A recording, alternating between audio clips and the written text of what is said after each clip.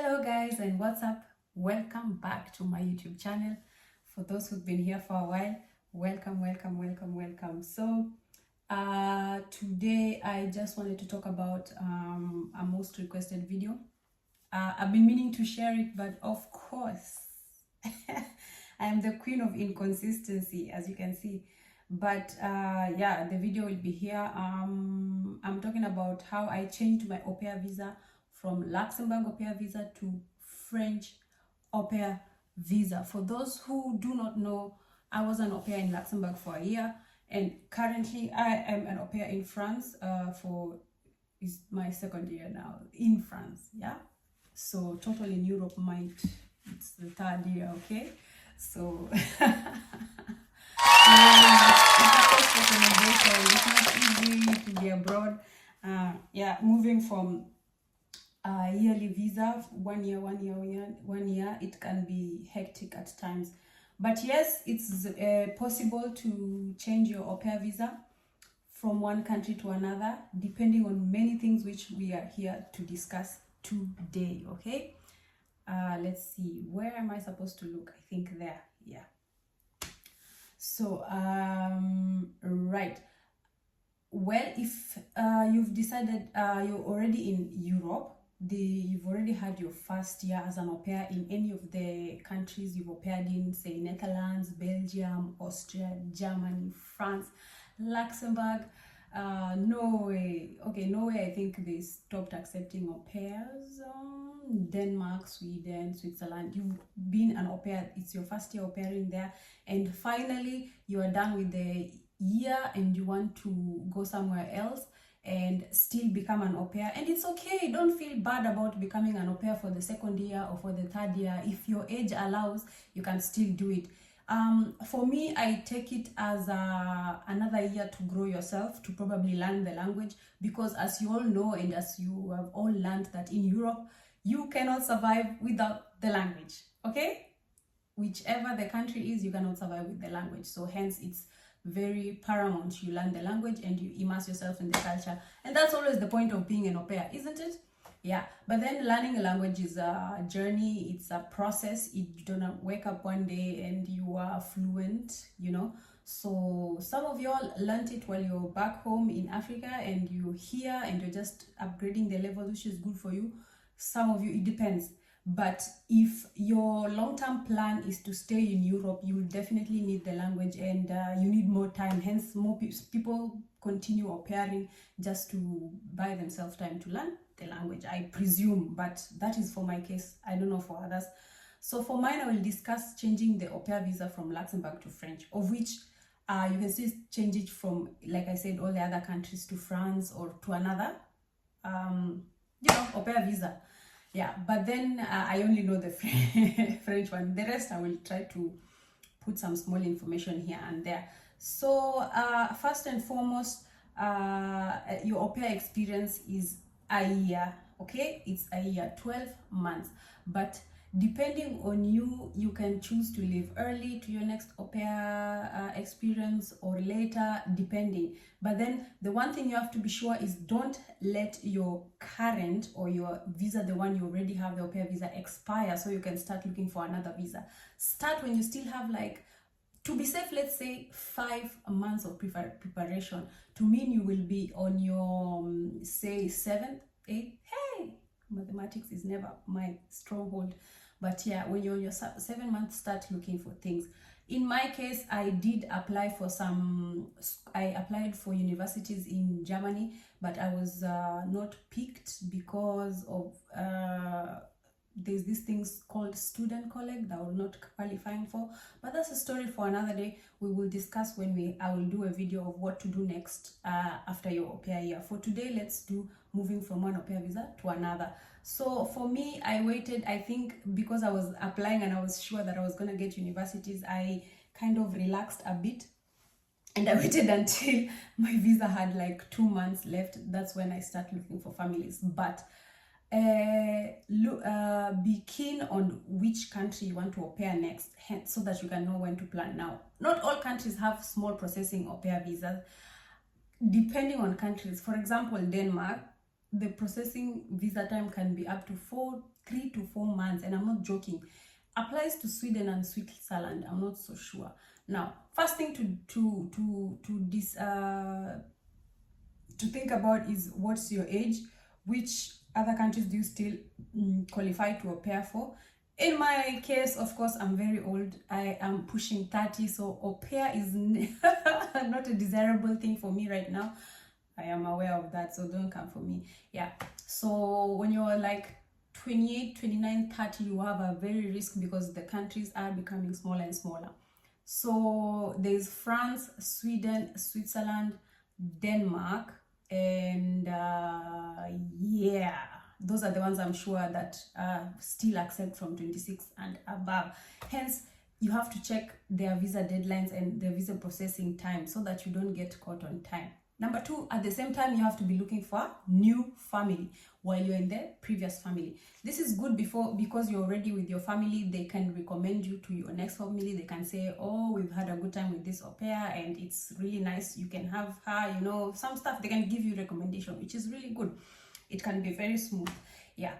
So once you have your second family, you are in communications, you have the interview, and you've accepted that they are going. For me, I didn't really have to go back to the website for looking for host families, that is Aupair.com, Au Pair World. I didn't have to go there. But if you do, you can go early so that you can start looking for families. And sometimes, for me, why I didn't go back to the websites is because it was the timing, because I was meant to finish my au pair year during summer, and most of the time, this time most families are at home and they want to travel with the family, so au pairs are really not in demand. But once the school opens, that's when you will find so many families looking for au pairs. It's there everywhere. There are so many, you won't lack a family. So yeah, you just have to go back to the website early enough. For Denmark, you have to go back to the website about, like I said, 4 to 5 months early before, so you can start talking to families. And like I said, always take your time in getting to know the family. Knowing someone online is never enough. Trust me, I have been there. You will never know the person until you meet them. It's enough just to probe and ask so many questions. I made a video of interview questions you can do with your family. So yeah, go look into that just to prepare yourself. That's just because you've done one whole year with the family doesn't mean now you know everything. Every time you're looking for a new family, it's a new thing, and you just have another advantage because now you have experience as an au pair. So that's good for you. But still, other things you have to look for. Anyway, not to ramble so much, these are the documents that I prepared for my France embassy appointment. Now, at that time, I was living in Luxembourg and an au pair in Luxembourg. So Luxembourg is a very small country. I have said so many times. So I did ask around, and they did not have a French consulate or embassy.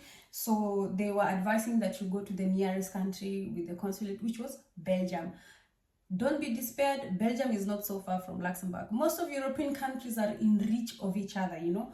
So first of all, I went online to see, to check embassy dates or appointments. That's very crucial, guys.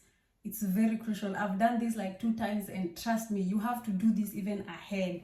You would know this even if you're still in Africa or in Kenya, that you have to check the appointments, because sometimes appointments are close to not, you can't find it, okay? And at that time, my family needed me early, like in August, but my visa was expiring in September. So this is what I did. I checked, and apparently they had embassy appointments from October there, and it was very, but I just took it anyway. You can never know. I just took it because that's the earliest. Tomorrow when you check, all the appointments have gone again, and you might find another one for December. So be very sure to check embassy time appointments. When I found the date, I went and looked for, okay, let's not go there first. Let's first start with the documents so that we can do the travel and everything. So documents that I provided as an au pair. Number 1, which is very normal, is a valid passport and the previous visas, okay? Currently in my passport, for some reason, I have like about 3 visas from previous travels. And yeah, you have to make photocopies of those pages as well. I don't know, that's their That's what they ask you to bring. So the valid passport, photocopies of the visa pages, and photocopy of the whole visa part. You know, the visa, the passport introduction place with your photo. Yeah, make passport photocopies of that. I would also say make extra copies just to be safe. Okay. And number 2, resident permit of your current country. So I had been issued a resident permit from Luxembourg, so that was good. Make a photocopy. Number 3, good conduct. Yes, no, depending on the country.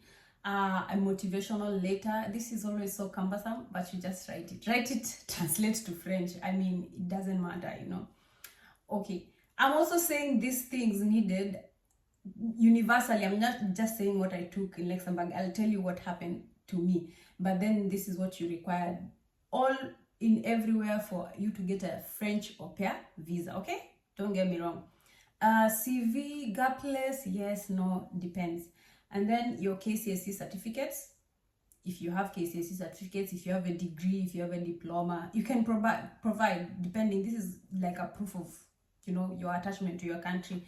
Okay, it kind of proves to them that you will go back, I guess. But for me, this wasn't the case. And then a flight itinerary. Not my case either, because I was just traveling by bus, but really not necessary. Okay, this is for people in Africa. Okay, I'm saying Africa in general because I know there's so many Nigerians watching me, there's so many South Africans watching me, and Ugandans, Tanzanians. Shout out also to Ghana, and yeah, this is all the people I've been engaging with, the Philippines and all that. So sometimes it applies to them. I'll tell you what they took from me, because currently there are also au pairs in Luxembourg who are asking me how they can change their visa now to France, like exactly my state. So every case is different, okay? But these are just the documents that just be sure to have it, because it's the embassy. You can never go wrong with bureaucracy. You can never go wrong with your paperwork. Always have neat paperwork, all of them up to date, okay? From your host family, what do they need to provide? 1, the contract. Although this is both a mutual thing, it's a contract. It's in the Google, just Google CEFA, au pair contract. CEFA is CERFA. CEFA contract, both signed until the date it expires, signed from you, signed from 2 host members. Okay, health insurance from the host, language school enrollment letter. Most in France, there's so many community schools which are free. They can just put your name there and take the letter from the school, so that they can prove that when you arrive in France, you already are enrolled in school. So it doesn't take much from the family. It's just to enroll you. Their IDs, 2 IDs, or their passports, depending on what they want. Okay, so, and then when you are applying, when you're online getting an appointment, they will ask you to fill an application form. Very normal. If you've ever gone to the embassy, you always know there's an application letter to fill.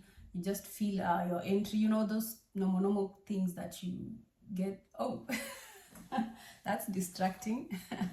Let's do something about it. I said earlier on I had booked an appointment for October, which was very late for me. I was needed in France by August. My visa was expiring in September. So we did communicate with the family that I still have a valid visa, which means I can go all over Schengen without being asked for 3 months, okay? So it was okay for me to travel to France, then go to Belgium when my appointment came. This was what I thought. But for some reason, I woke up very early in the morning at 6 a.m. I went back to the website for Belgium and booking the French visa. And for some reason, people always cancel their appointments. And once they cancel, you find dates which are earlier, which I told you, keep going on the websites. For people also in back home, Africa, keep on checking the website every time. Sometimes you get open appointments earlier than expected. So this time around, I got one for September, and it was so convenient for me, and I just had to travel from Luxembourg to Belgium. I booked a ticket in Flixbus.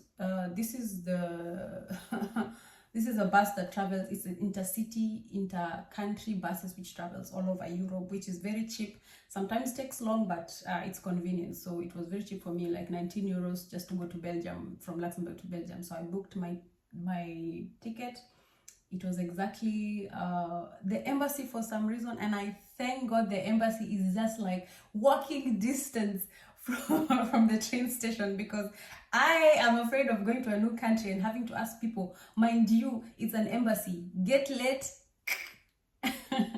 Yeah, so I've had this mentality of consulate and embassies as a very, serious place. You know how we know back home when you go to the American embassy, you're fully dressed in suit, tie, your paperwork is in a good folder, a nice thing. This is how serious I was with my appointment, guys. My paperwork was like this thick. Photocopies, everything together, passport photos. I even brought 5 passport photos. Guys, they only need 1. Now, this is how my embassy appointment in Belgium went. So I walk in, and guys, this is the most relaxed place on earth I've ever been in. Like, nothing to worry about. Like, it's just normal. Like, myself, I was thinking, what are they gonna ask? I'm there, like, trying to even memorize French. By this time, I had 0 French, considering I stayed in Luxembourg for almost a year with 0 French. So I'm there saying, okay, bonjour, bonjour. I'm like, oh my God, what are they gonna ask? You are very afraid of fumbling. Nah. Chances is 99% of the people go to Belgium, they get their visas. So it's nothing to worry about. You always get your visas. Nobody lied to you. People are dressed anyhowly. People are in shorts. It was summer. Me, I'm like, skirt, suit, tie and everything. And I'm just there so uncomfortable, guys. I just got there, they got me a ticket number. I waited for 2 minutes. I went in. I had this very cool guy asking me questions. He's just like, so you are continuing with your au pair year? And I was like, yeah, I'm going. Okay, what are you children taking care of? He's like, yeah, myself, I have 2 kids. He's just speaking casually. By the way, I even forgot I'm in an embassy. So I'm there. I have a booklet of papers, trying to give it to him. He was like, okay, I'm going to read out some documents and you're going to hand them to me, okay?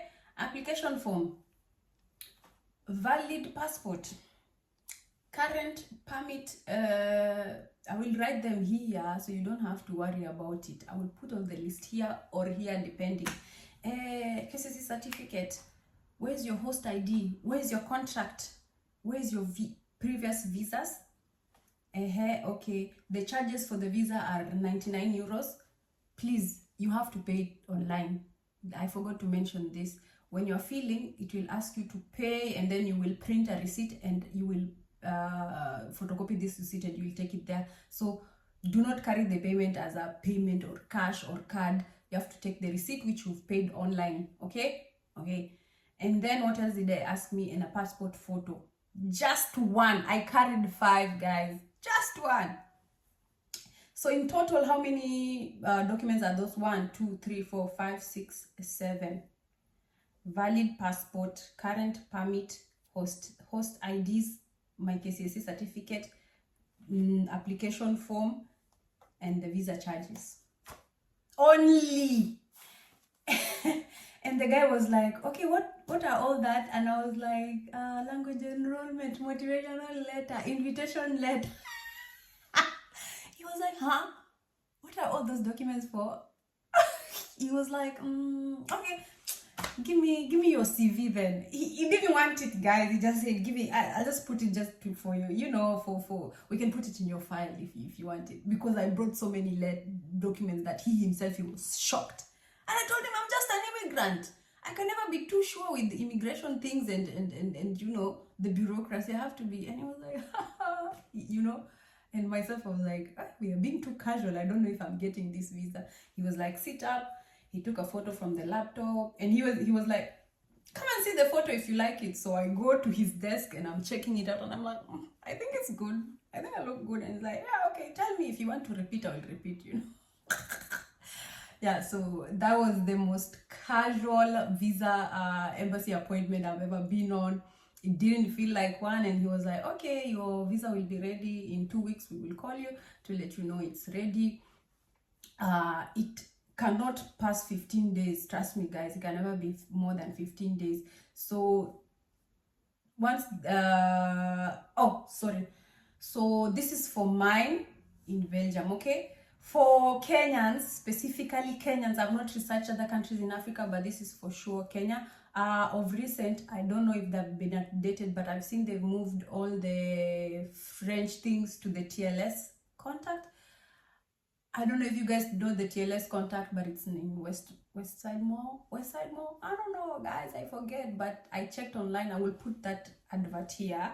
I was talking to other girls in Kenya, and they were like, oh, we no longer go to the French consulate for all the visa, au pair visas. Nowadays, they have sent all their things to TLS. TLS is just like a body midway. They help with visa processing, you know. They do it for most of the countries in Europe, which is okay. It's okay. It's normally so fast. So if you're in Kenya, be on the lookout for that. And then take the other first list I read for you for Kenyans.